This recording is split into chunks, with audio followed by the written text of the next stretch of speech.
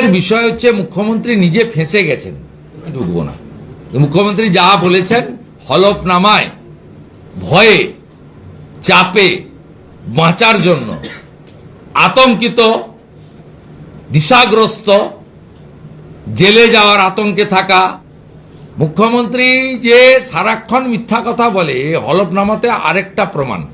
এবং এতেও আমি মনে করি নিজেই ফেঁসেছেন।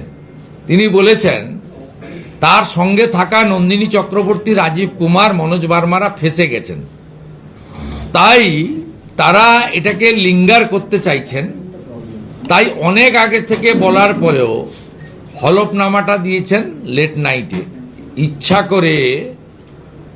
বেশ কয়েকদিন আগে এই মামলা গ্রহণ করে। প্রথমত ওরা মেনটেনেবল পয়েন্টে বলেছিলেন, সেটা সুপ্রিম কোর্ট প্রথম শুনানিতে গ্রহণ করেননি এর আগে।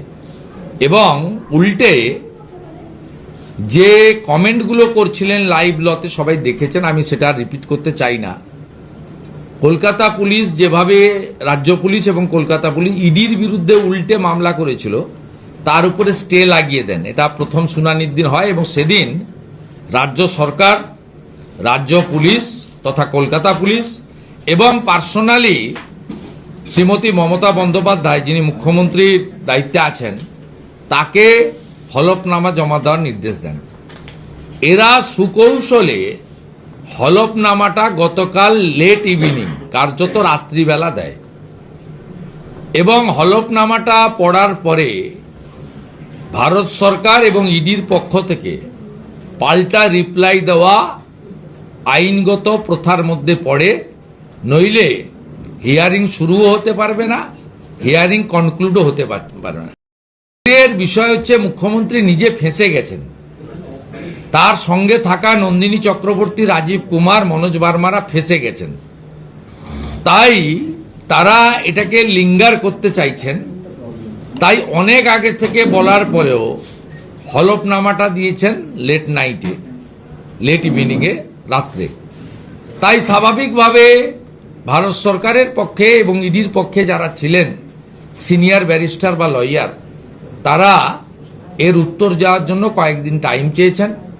যথাযথভাবে আইনি প্রক্রিয়া পদ্ধতি মেনে সর্বোচ্চ আদালত 1 সপ্তাহ টাইম দিয়ে 10 তারিখ মঙ্গলবার 2টোর সময় এই মামলা শোনার জন্য রেখেছেন।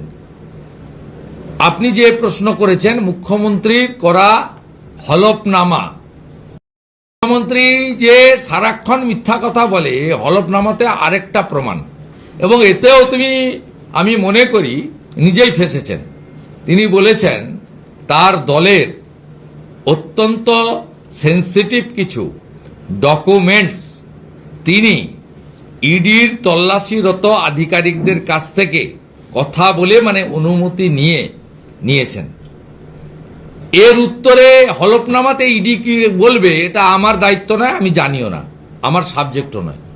কিন্তু আমরা সেদিন মুখ্যমন্ত্রীকে হাতে ফাইল নেওয়া অবস্থায় যুদ্ধ জয়ের ভঙ্গিতে যে প্রেস কনফারেন্স করতে লাইভে দেখেছি, তাতে উনি কিন্তু অনুমতি নিয়েছেন একথা একবারও বলেননি। একবার চালিয়ে দেখবেন। মুখ্যমন্ত্রী ফাইল চোর। এবং সুপ্রিম কোর্টের শুনানি থেকে আমরা জেনেছি উনি মোবাইল ফোনও চুরি করেছেন, সঙ্গে ল্যাপটপ তো উনি নিজে স্বীকার করেছেন যে ল্যাপটপও নিয়েছি, আর এটাও আমার গুরুত্বপূর্ণ নথি নিয়ে চলে যাচ্ছিল বা পালাচ্ছিল, উনার ভঙ্গিতে উনি বলেছেন। আমি ওগুলো সব নিয়েছি, আমি ওগুলো সব আমার কাছে নিয়েছি, নিয়ে যেতে নিয়েছি, আর অনুমতি নিয়ে আমি নিয়েছি। এই দুটো বাংলার মানে কিন্তু এক নয়।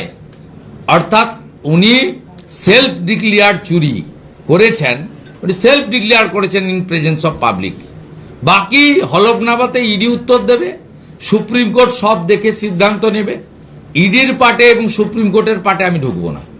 মুখ্যমন্ত্রী যা বলেছেন হলফনামায় ভয়ে চাপে বাঁচার জন্য আতঙ্কিত দিশাগ্রস্ত জেলে যাওয়ার আতঙ্কে থাকা এই মুখ্যমন্ত্রী, তিনি মিথ্যা হলফনামা, উনার কথার সঙ্গে হলফনামার কোনো মিল নেই।